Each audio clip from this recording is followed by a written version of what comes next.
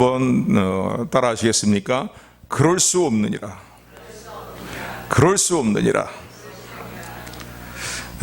우리가 로마서 말씀을 이제 쭉 이렇게 강해하면서 살펴보면서 오늘 이제 6장의 말씀을 우리가 본문으로 이제 같이 봉독으로 교독을 했는데, 로마서 1장부터 5장까지 오면서요, 계속 집요하게 바울이 로마서 기자가 강조했던 내용은 무엇이냐면요, 이신칭의의 구원관을 계속 강조해 온 것입니다.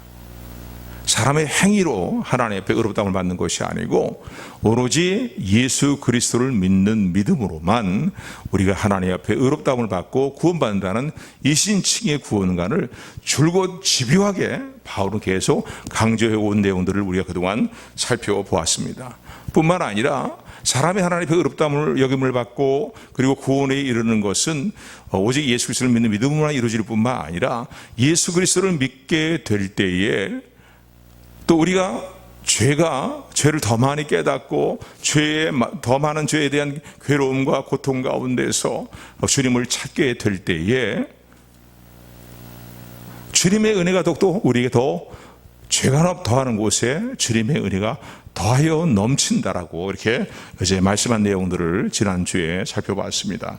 그래서 이 5장에 보게 되면은 우리 5장 20절의 말씀입니다. 5장 20절 말씀 우리 같이 5장 20절 말씀 같이 합독합니다. 시작.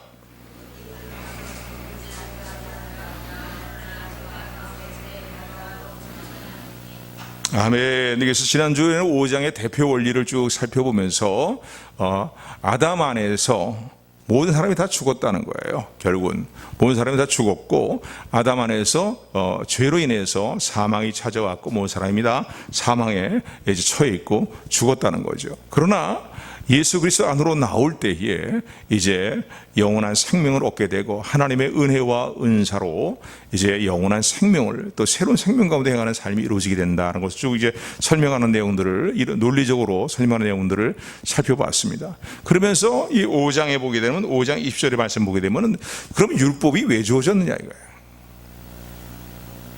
율법이 왜 주어졌는가? 뭐 여러 가지 몇 가지 이유를 생각해 볼 수 있겠지만은 오늘 본문에 보니까 20절에 보니까 율법이 가입한 것은 율법이 우리에게 주어진 이유는 무엇이냐면 범죄를 더하게 하려 함이라라고 얘기합니다. 범죄를 더하게 하려 함이라. 죄를 짓도록 하기 위해서 하나님이 그렇게 율법을 주셨다. 그렇게 이해하시면 잘못 이해하시는 거예요.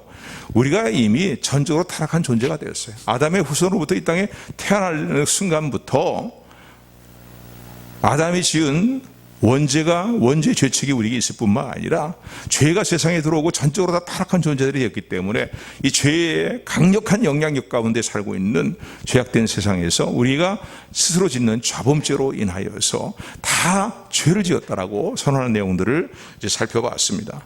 그러므로 율법이 이런 상황에서 어차피 다 죽을 존재들인데 왜냐하면 율법이 주어지기 전에도 사망이 모든 사람에게 왕노릇했다고 하는 내용들을 살펴보지 않았습니까? 그런데 왜 하나님이 굳이 어차피 그냥 나도 다 죽을 존재들인데 율법을 왜 주시냐?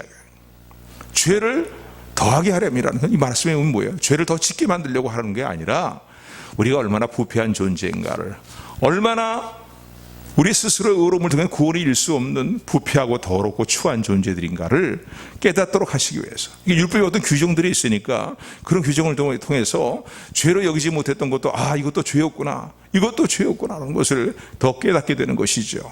성경에 보게 되면은 613가지의 하라 하지 말라라는 하나님의 그 계명과 율례들이 기록되어 있는데 그런 것들을 통해서 이것도 내가 하나님 앞에 잘못한 것이구나, 이렇게 살아야 바르게 사는 것이라는 것을 이제 알게 하는, 우리를 깨닫게 하는 또 그 기능이 율법이 우리에게 주어진 기능입니다. 율법의 역할입니다. 그래서 깨달음으로 말미암아 우리가 뭐를 더 깨닫게 됩니까? 정말로 나는 어떻게 할 수 없는 죄인이구나. 죄를 더 짓게 하려고 하시는 게 아니라 우리가 부패한 존재가 얼마나 부패한 존재인가를 더욱더 깨닫게 하시기 위해서, 그리고 무엇이 하나님 기뻐하신 선인가를 바르게 알도록 하시기 위해서 율법을 주셨다. 더 나아가서 이제 예수님께로 그러기 때문에 예수님께 인도하는 초등 학문을 가리키는 몽학 선생 역할을 하는 것이 율법의 기능이죠. 예수님께 인도하는 기능이지만은 죄를 더하게 하려 함이라는 거예요. 그래서 우리가 더욱더 정말로 울어도 애를 써도 참아도 어떻게 할 수 없는 죄인이구나. 우리 스스로 의로움으로는 어떻게 할 수 없는 죄인이구나.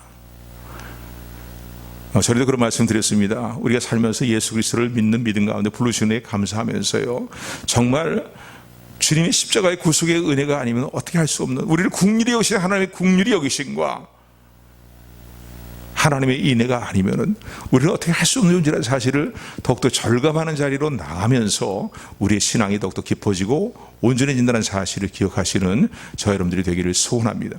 쉽게 얘기하면 우리 실상을 보게 하시는 거예요. 우리 실상을. 그러면서 정말로 오라 나는 곤관자로다, 이 사망에 모여서 누가 나를 구원해 줄 거라는 그런 상황 가운데 설망에 빠져 있는 우리에게 하나님은 어떻게 합니까? 죄가 더한 곳에 은혜를 넘치게 더하여 주셨다는 사실입니다. 아멘. 그래서 이 10절 하반절에 보면 그러나 죄가 더한 곳에 은혜가 더욱 넘쳤나니, 죄가 더한 곳에 율법이 우리에게 가입이 되고 개입이 되어서 우리의 죄가 더 밝게 더 드러나는 그런 자리에 있을 때에, 근데 하나님의 은혜가 더 우리에게 넘치도록 더해졌다는 사실입니다. 그것이 이제 5장 20절에 말하고 있는 거예요. 그러니까 아무리 우리의 죄가 만약에 있다면요, 뭐 100이다 1000이다 이렇게 해도 하나님의 은혜는 그 죄를 용서하시고 예수 그리스도 안에서 그 죄를 용서하시고 우리를 긍휼히 여기시며 우리에게 베푸시는 하나님의 은혜는 몇천 배, 몇백 배, 몇천 배가 돼요. 말로 다 표현할 수 없는 하나님의 은혜를 넘쳤다. 그의 은혜가 넘쳤다라고 오늘 20절에 보면은 그렇게 표현하고 있는 것입니다. 그러니까 여러분, 오늘 저 여러분들이 아무리 죄를 막 지어도 된다는 얘기 아니에요.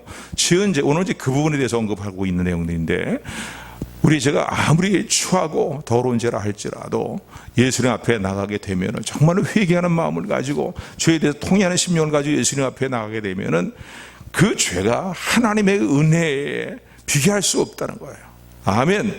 하나님의 은혜는 내 죄의 크기보다 차고 넘치도록 내게 부어주시는 하나님의 긍휼이 여기심과 하나님의 인애가 오늘도 예수 그리스도 안에서 우리에게 임한다는 사실을 기억하시기를 주님으로 축원을 드립니다. 그렇잖아요, 여러분. 우리 삶을 살아가면서 그래요. 내가 내 자신을 볼 때에도 참 이거 어떻게 하나님 앞에 얼굴을 들고 나갈까, 얼굴을 들 수 없는 그 상황이 한두 번이 아니잖아요. 근데 어쨌든 이제는 되게 매를 맞는 게 아닌가, 이제는 뭐 하나님 나에게 호통치셔서 내가 어떻게 할 수 없겠다 말이지, 그런 마음이 들을 때에도 어떻게 합니까?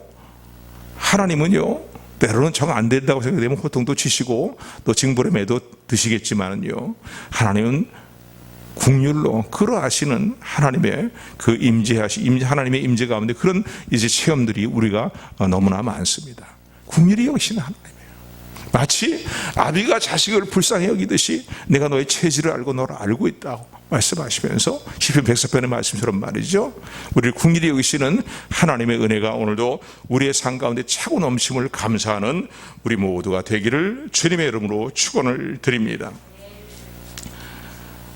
그래서 또 여기 보면요, 오늘 이 6장의 말씀인데, 6장의 말씀을 보게 되면 6장 14절 15절의 말씀입니다. 예수 그리스도를 믿음으로 말하며 의롭다함을 받을 뿐만 아니라 구원에 이를 뿐만 아니라 하나님의 은혜가, 우리의 죄가 더 넘치는데, 우리 죄가 많은데 더하여지는데도 하나님의 은혜는 더 넘치는 은혜로 임하실 뿐만 아니라 이제는 하나님이 이렇게 선언하십니다. 너희가 법 아래 있지 않고 율법과 계명 아래 있는 것이 아니라 너희가 나의 은혜 아래 있느니라고 하나님이 선언하십니다.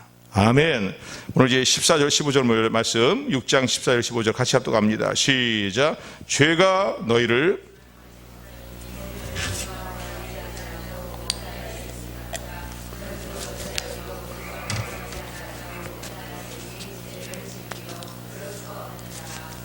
아멘. 보니까 이 14절에 보면은 죄가 너희를 주관치 못하리니 그 이유가 무엇입니까? 이는 너희가 법 아래 있지 아니하고 은혜 아래 있다는 거예요. 이제 율법이 어떤 계명과 어떤 율법으로 말미암아서 십계명이라든가 이런 것을 통해서 우리를 더 이상 정죄할 수가 없다는 거예요. 왜? 우리가 율법의 다스림 가운데 있는 것이 아니라 하나님과의 관계가 이제는 은혜로서 받을 만한 가치가 없는 우리에게 거저 베풀어 주신 하나님의 호의와 사랑과 긍휼을 받는 그런 존재로서, 인애를 받는 존재로서 이제 하나님의 은혜 아래 있기 때문이라는 거예요. 그러니까 로마서 8장 1절의 말씀, 이제 나중에 나오는 말씀이지만요, 그러므로 예수 그리스도 안에 있는 자에게는 결코 정죄함이 없나니 이는 예수 그리스도 안에 있는 생명의 성령의 법이 죄와 사망의 법에서 너희를 해방하였음이라는 거예요.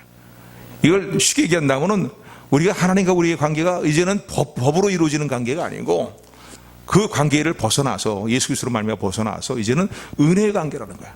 더 이상 정죄함을 없는, 정죄함을 받지 아니하는 은혜의 관계의 자리를 우리를 부르셨다는 겁니다. 아멘.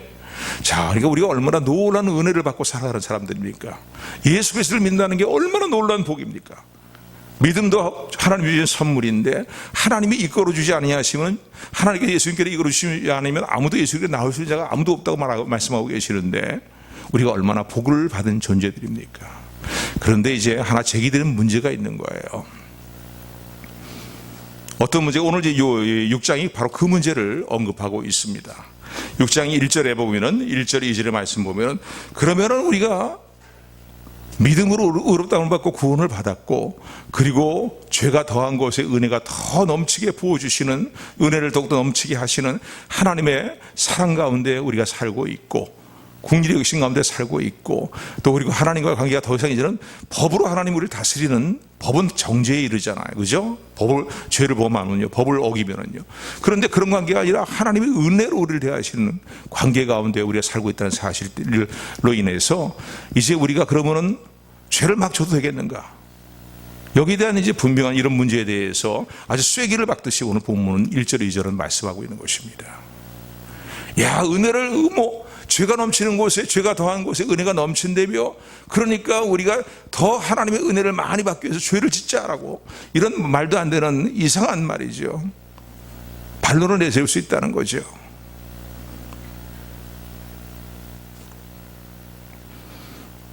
그런가 하면 하나님과 우리의 관계가 이제는 은혜의 관계니까, 은혜로 하나님 우리를 대하시는 관계니까 이제는 죄 가운데 계속 거해도 거기 머물러 있어도 되겠네 라는 그런 논리를 펼 수 있다는 거예요. 왜? 은혜로 구원받았다며, 믿음으로 구원받았다며, 그러니까 우리의 삶이 이제는 죄악 가운데 살아도 되지 않겠냐 이거예요. 그거 상관없는 거 아니냐 말이야. 이런 어떤 반론되는, 제기되는 문제에 대해서 아주 쐐기를 박듯이 오늘 본문은 분명하게 1절 2절의 말문은 이렇게 말씀합니다. 우리 6장 1절 2절 말씀 같이 합독합니다. 시작.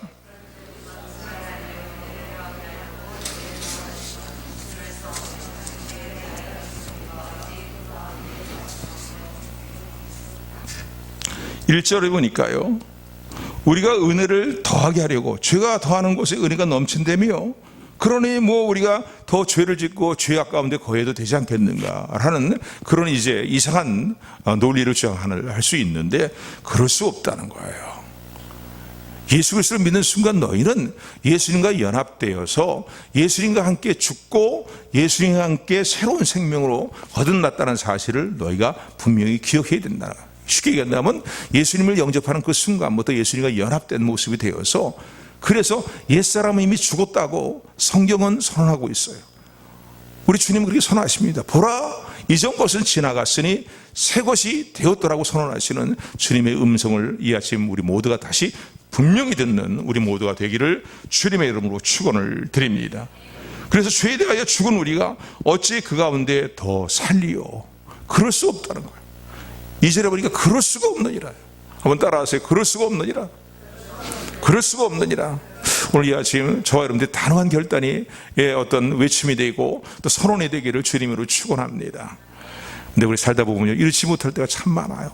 죄의 유혹이 찾아오고 뭔가 이 하나님 무엇이 합당하지 못한 일들이 우리를 미혹하고 유혹하게 될 때에, 위협하게 될 때 말이죠, 우리는 진리에서 벗어나서 진리에 대해서 등을 돌리고 세상의 유혹과 또 위협과 세상의 어떠한 타협의 일들을 따라하는 경우가 있지 않습니까?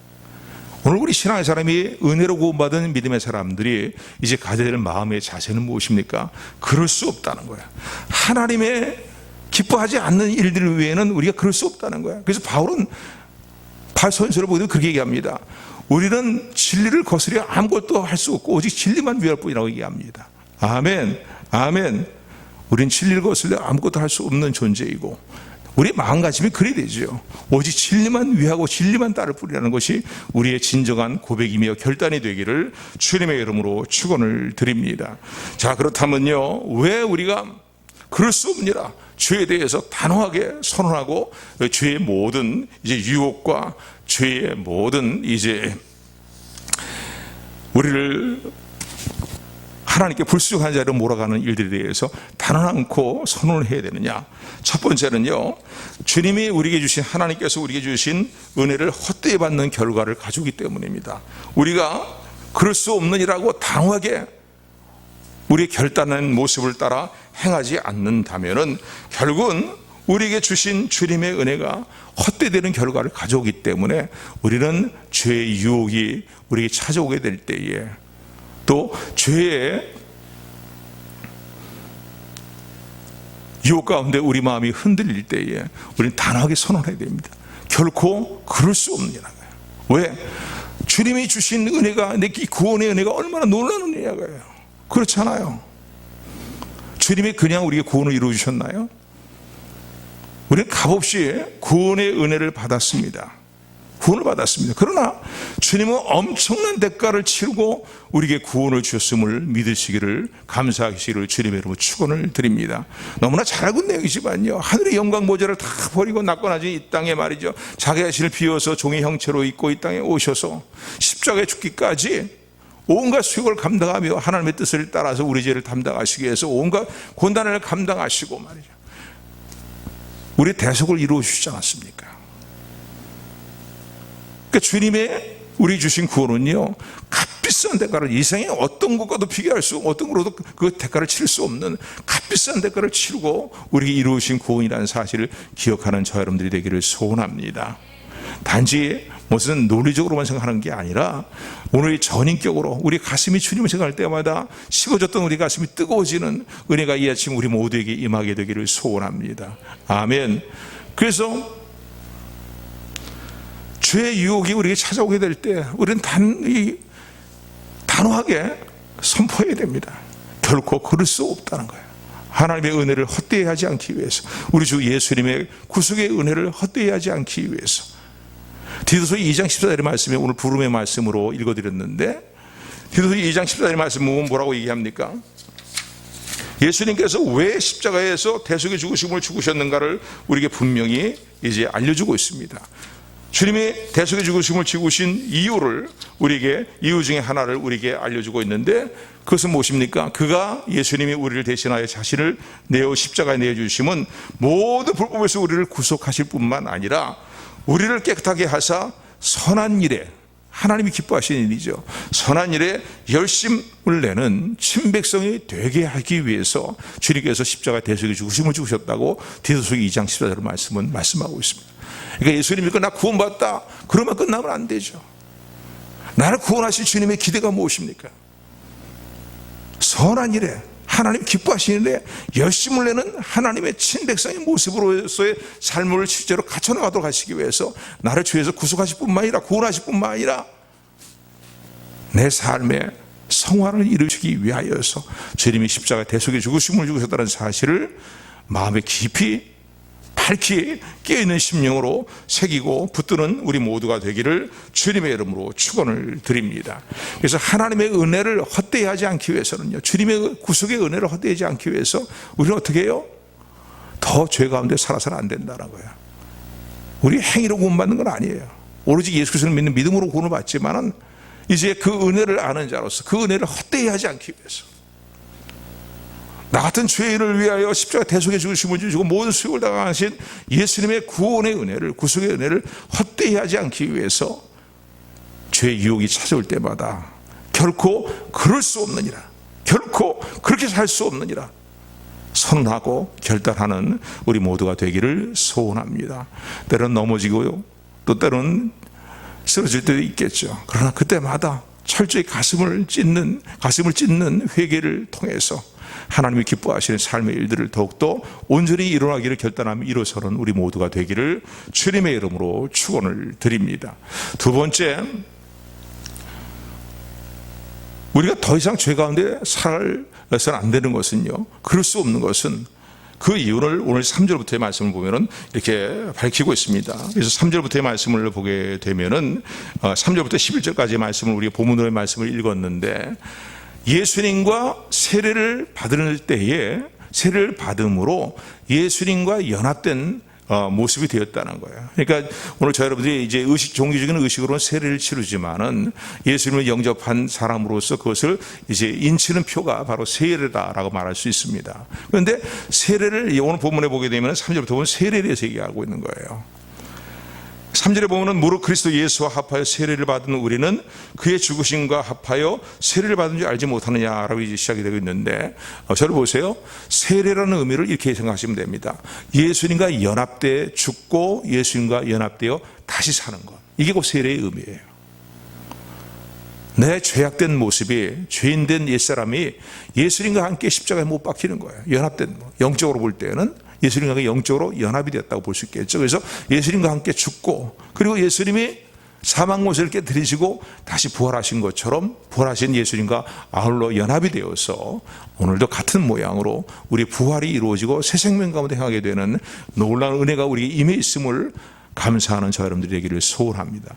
세례의 의미, 곧 연합의 의미로 설명하고 있는 거예요. 너희 옛사람은 이미 예수님 영접하는 그 순간, 세례를 받는 그 순간 이미 죽었다는 거예요. 그리고 이제는 새로운 생명과 너희가 행하고 있다는 거예요. 너희는 새로운 피조물이라는 거예요. 그래서 오늘 본문의 말씀은 4절의 말씀을 이렇게 말씀하고 있죠. 우리 3절부터 5절까지 말씀 같이 합독합니다. 시작. 무릇 예수 그리스도와 합하여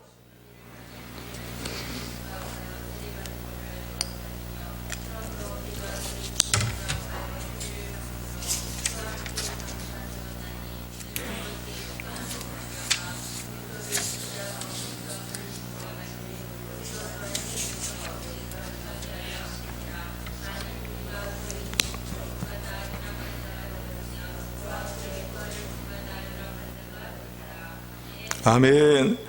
우리가 더 이상 죄에 거할 수 없고 더 이상 죄를 막 치를 수 없는 이유가 무엇이냐?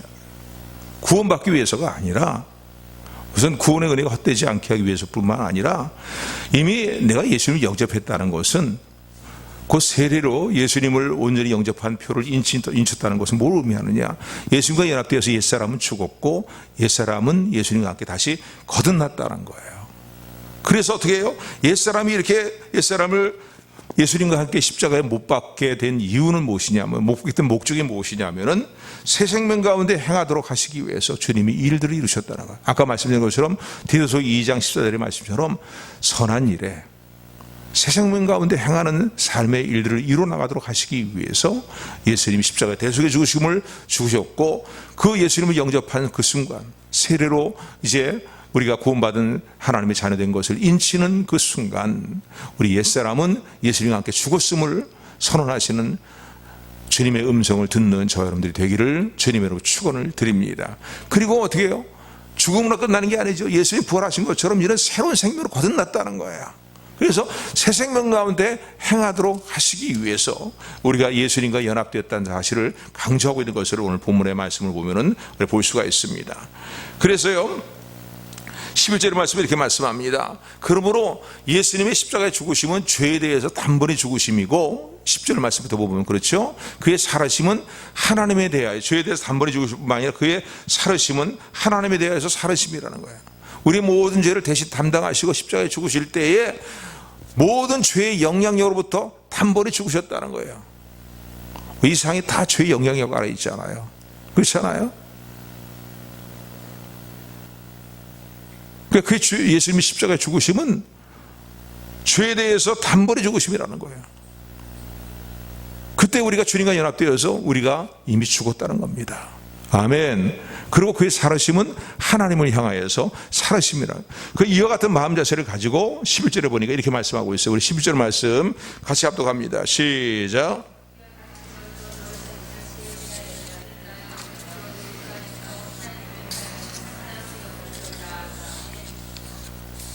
그래서 이와 같이 너희도 너희 자신을 죄에 대해서는 죽은 자요 그리스도 예수 안에서 하나님을 대하여서는 산 자로, 살아있는 자로 여길지어다는 거예요. 그러니까 매 순간순간 죄의 유혹이 우리에게 찾아오게 될 때에 우리가 어떤 자세를 가져야 되느냐? 우리 십자가 그런 복음성가 찬양을 부를 때마다 가슴이 뭉클뭉클해지잖아요. 나 죽었네. 십자가 그 위에 나 죽었네. 그런 찬송 복음성가 부를 때마다 우리 가슴이 뭉클해지잖아요. 그런 의미인 거예요. 이미 옛사람은 예수님과 함께 죽었다는 거예요. 그리고 이제는 어떻게 해요? 하나님에 대하여서는 살아있는 삶을, 하나님에 대해서 살아있는 삶을 살도록 새 생명 가운데 행하도록 주님께서 대속에 죽으셨음을 기억하고, 또 우리에게 이루어진 영적인 이 모든 일들을 기억하는 저와 여러분들이 되기를 주님으로 축원을 드립니다. 그래서 매 순간순간마다 나는 이미 죄의 유혹이 올 때마다 나는 이미 죽었다. 옛사람이 죽었다는 거예요. 온갖 죄악 가운데 살고 온갖 하나님의 뜻을 거스리는 가운데 살았던 나의 옛사람은 예수님을 영접하는 이 순간에, 그 순간에 이미 난 죽었다. 이제 내 안에 내가 사는 것이 아니고 예수 그리스도를 믿는 믿음 안에서 내가 사는 것이다 라는 신앙의 고백을 가지고 하나님을 향하여 나가는, 하나님에 대하여 살아있는 자로서의 새 생명을 받은 자로서의 살아있는, 하나님 향해서 살아있는 자의 모습으로 살아가는 저 여러분들이 되기를 주님으로 축원을 드립니다. 그래서 더 이상 죄에 거할 수가 없다는 거죠. 죄를 막 져도 죄를 막 짓는 삶을 살 수가 없다는 거예요. 그래서 이제 12절부터 말씀 보면은요, 계속 이어지는 말씀이 뭡니까? 그러면 이제 어떻게 살아야 되겠냐는 거죠. 하나님의 은혜를 헛되이 하지 않기 위해서, 그리고 나의 옛사람은 이미 세례를 받는 그 순간에 예수님과 함께 연합되어 죽었고, 이런 새로운 새 생명 가운데 거듭나 태어난 새로운 이제 새 생명이 우리에게 주어졌다면은요, 새로운 피조물이 되었다면 어떻게 살아야 돼? 하나님 향해 살아가는데 이제 어떻게 구체적으로 어떻게 살아야 되겠는가? 구체적으로 하나님 향해서 어떻게 살아야 될 것인가를 이제 설명하는 내용이 오늘 이제 12절부터의 말씀입니다. 그 내용은 무엇입니까? 12절부터 말씀 보게 되면 우리 12절, 13절 말씀 같이 합독합니다. 시작. 그러므로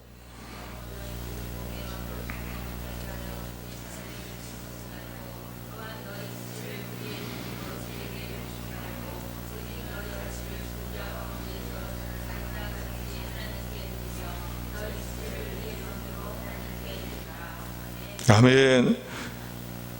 이제부터는 어떻게 살아야 되겠느냐? 믿음으로 구원받았으니까 그럼 죄 짓는 일에 대해서 그냥 걸림이 없이 그냥 살거나, 아니면 계속 그 죄 짓는 일에 회개함 없이 머물러 있거나, 그래서는 안 된다는 거예요. 몸의 사역을. 여러분들, 우리가 옛사람은 죽었지만은요, 우리 이제 여전히 이 땅에서 육신의 삶이 살아가는 동안에는 육신의 몸을 입고 살잖아요. 그죠? 근데 이 육신의 몸에는 여전히 옛날에 부패한 소리 그대로 남아있단 말이에요. 그게 몸의 사역이라고 표현하고 있어요. 그러니까 육신의 몸을 벗을 때는 더 이상 여기에 지배를 받지 않지만요, 영향을 받지 않지만은, 그러나 어떻게 해요? 이미 예수님께서 죄의 영향력에서 우리를 다 어떻게 이끌어내셨잖아요. 이제 하나님 주시는 영향력 아래서의 삶을 살아가도록 우리를 이제 이끌어 들이셨거든요.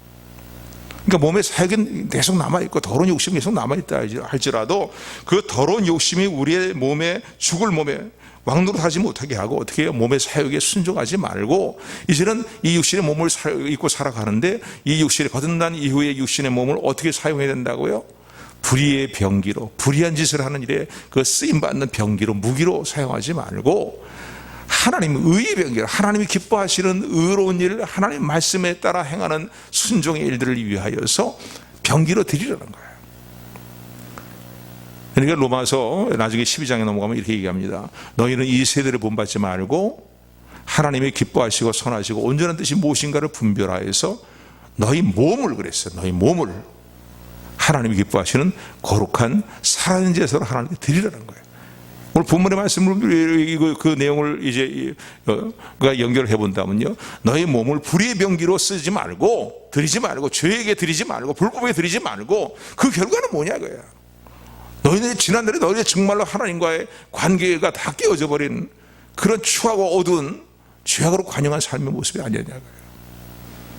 이제는 은혜로 구원받은 하나님의 백성답게 너희 삶을 하나님께 드리는 일들을 순종의 삶을 통해서 거룩함에 이르는 삶을 이루라고 말씀하시는 하나님의 음성을 듣는 저 여러분들이 되기를 주님의 이름으로 축원을 드립니다. 19절의 말씀이에요. 우리 19절 말씀 같이 합독합니다. 19절부터 22절까지 우리 교독하죠. 너희가 육신이 연약함으로 내가 사람의 예대로 말하노니 전에 너희가 너희 지체를 부정과 불법에 드려 불법에 이른 것 같이 이제는 너희 지체를 의에게 종으로 드려 거룩함에 이르라.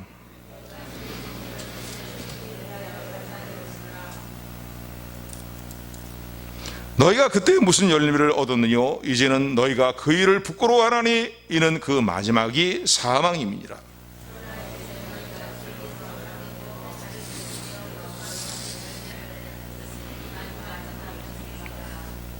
아멘. 그래서 이제는 우리 예수를 믿고 거듭난 이후에 우리의 새 생명 가운데 행하는 이제 삶을 우리가 얻었는데, 그러나 여전히 주님이 우리 부르시는 그날까지는요 육신의 몸을 입고 살아야 됩니다. 근데 육신의 부편이 소유 그대로 남아있잖아. 그러니까 그 소유를 따라서 행하는 너의 몸을 불의의 병기로 드리지 말고 이제 어떻게 하라고요? 하나님 기뻐하시는 의의 병기로 하나님께 드려서 하나님 기뻐하시는 생활의 열매를 맺고 거룩함을 이루어 나가라는 거예요. 아멘. 그러므로 어떻게 해요? 믿음으로 구원을 받고 우리의 허물이 많음에도 불구하고 하나님 더 넘치는 은혜로 우리 가운데 은혜를 부어주시고, 그런다 할지라도 우리가 죄를 만들어 막 짓고 죄에 대해서 회개함도 없고 죄에 대해서 뭔가 좀 더 거리낌도 없이 말이죠, 죄를 짓는 죄악 가운데 행하는 삶의 일들을 이제는 더 이상 해서는 안 된다는 거예요. 이제는 하나님이 우리를 부르신 기대가 무엇인지 아시잖아요. 우리의 거룩함이에요. 아멘. 아멘. 그래서 죄의 유혹이 올 때마다 또 죄에 넘어지려는 그 순간마다 오늘 우리가 좀 이런 힘이 좀 부족하지요. 너무 부족한 것이 많은데, 그러나 그래서 성령의 충만을 받아야 되는 거예요. 성령의 충만한 가운데, 말씀의 충만한 가운데 그럴 수 없느니라. 그럴 수 없느니라. 내가 어찌 하나님의 은혜를 헛되이 하겠느냐 말이야. 예수님과 함께 나 옛사람은 죽었느니라.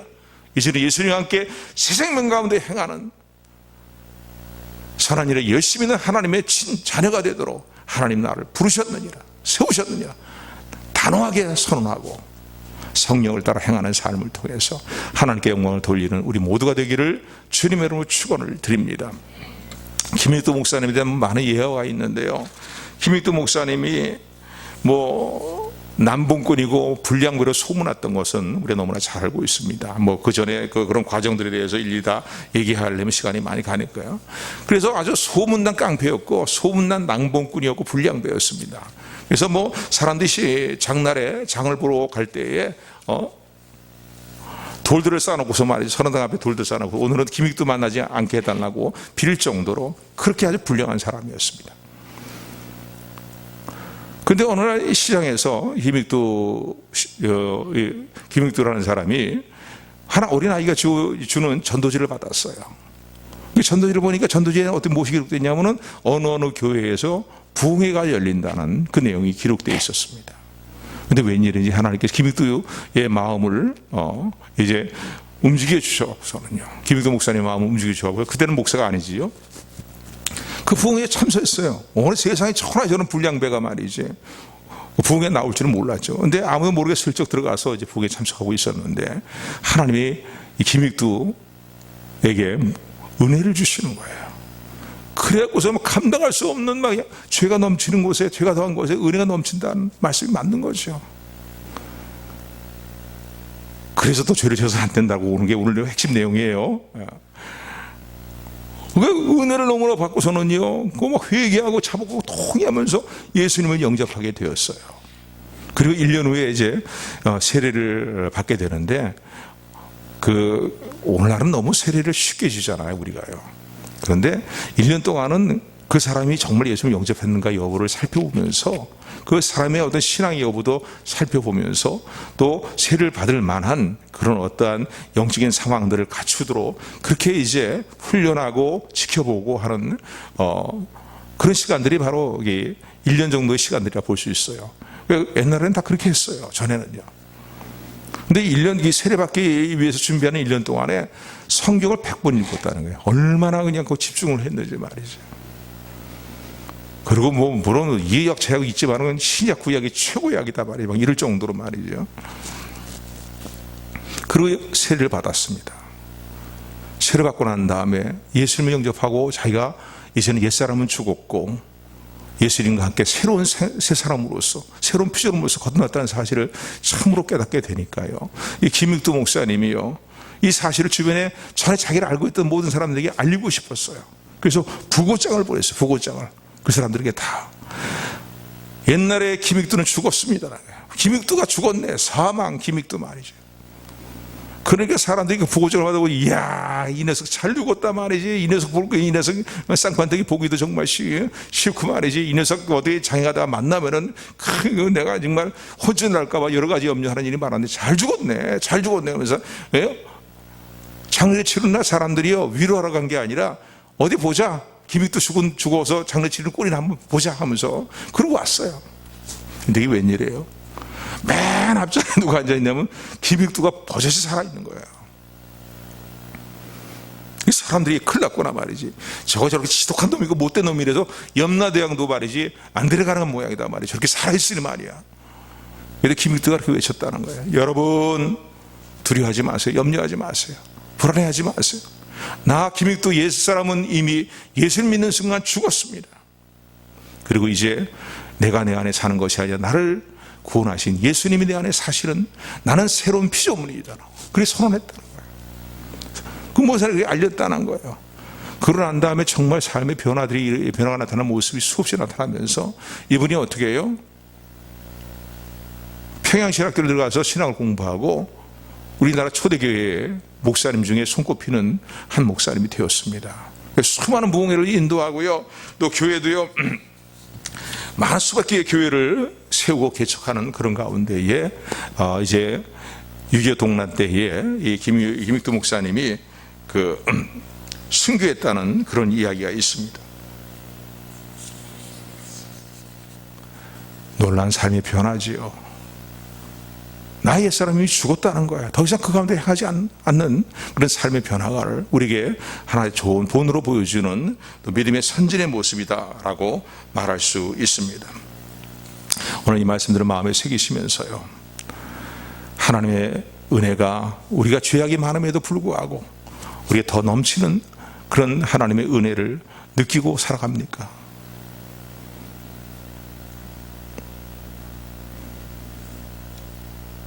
믿음으로 구원받았다는 사실에 대한 정말 감사하는 마음을 가지고 살아갑니까?